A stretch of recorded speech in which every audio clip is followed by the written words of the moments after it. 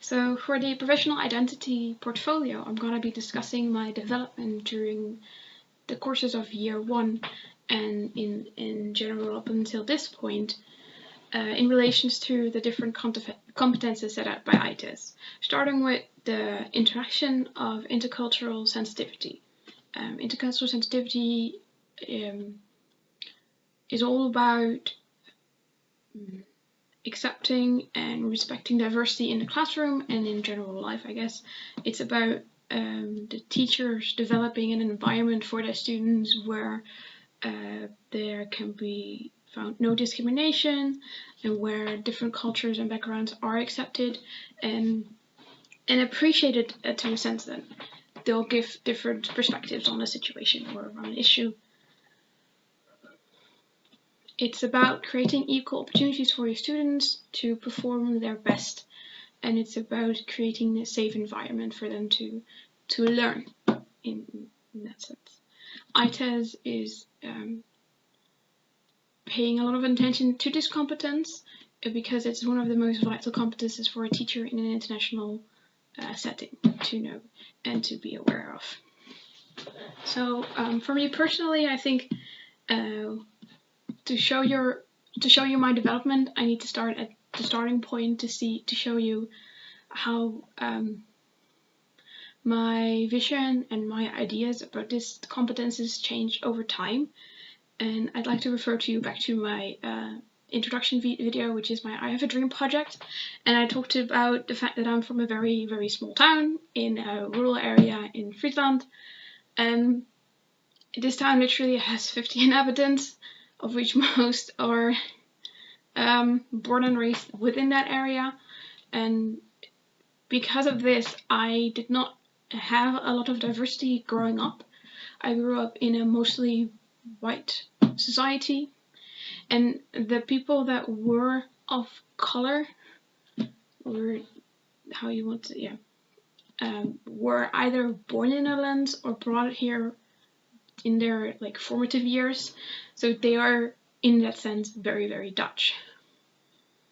For example, in my primary school class, I had this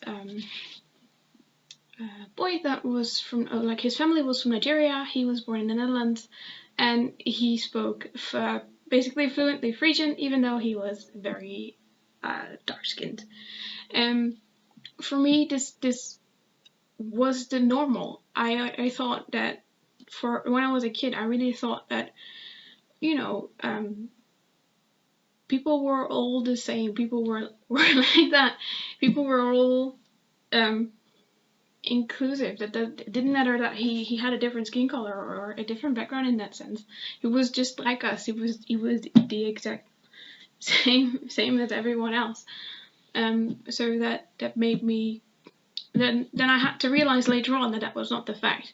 In high school, I was taught about the discrimination that went on in the world and about the different kind of separations and different kind of hardships people with a different background and a different skin color faced.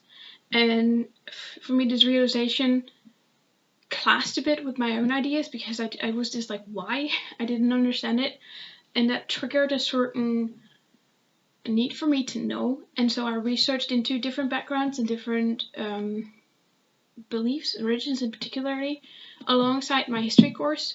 So for example, when we learned about the origins of Christianity and we looked into Judaism and the Islam, I did some personal researches on family life and traditions in a Jewish or in a Muslim family to understand more why these religions were separated from others and were treated differently. So at this point, I had not really had any contact or relations with people from a different culture, but I didn't know they existed, and I understood most of their reasonings and the beliefs. I did still question the why would people treat them differently. Maybe it's a bit of naivety. Maybe it's just because I was raised very open-minded that I just find it hard to understand, and still do sometimes, why people would differentiate you on gender or on skin color and religion. But I do know that it exists, and I know I later learned how to deal with it. Once I finished high school, once I graduated high school, I went to university and studied international law for 2.5 years in Groningen. And here I met a lot of people from a different country and from a different background. And here I learned about actual situations that happened and about actual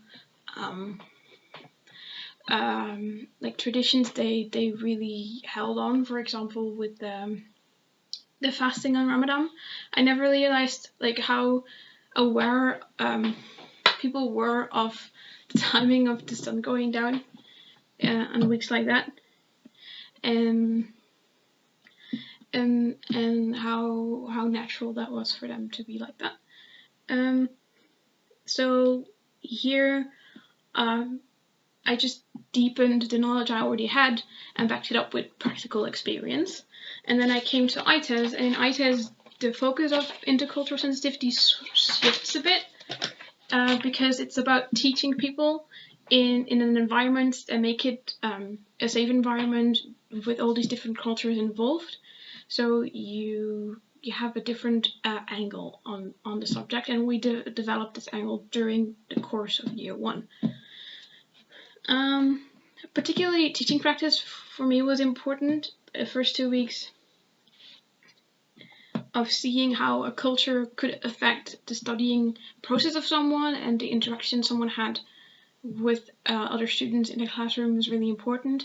I did my research paper on this, particularly, well, let me say something about it. I did research into the situation of these Indian boys that were in my teaching practice class, and they dumbed themselves down in order to fit in with the European guys, which for me was surprising, and my teacher and I actively had to develop strategies to deal with this. And so I did some research in it during period 3, and learned about how to go for school boys can be handled in the classroom.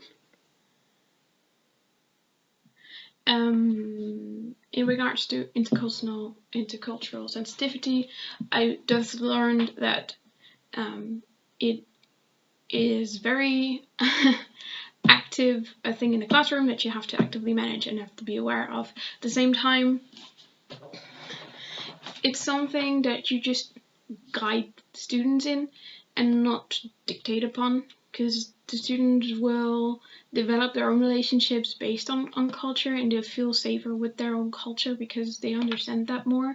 So the job for the teacher lies more in the guidance of understanding each other and creating this space of dialogue between cultures, and creating this appreciation of all the different cultures and perspectives.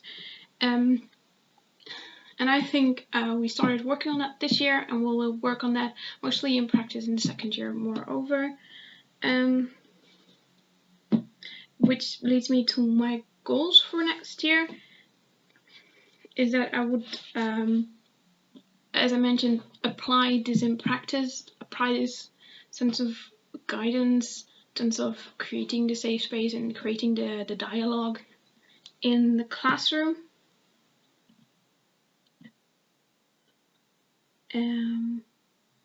And just observe more of the interaction and the more of the different ways people are interacting, because I didn't even go into like the Asian stereotypes or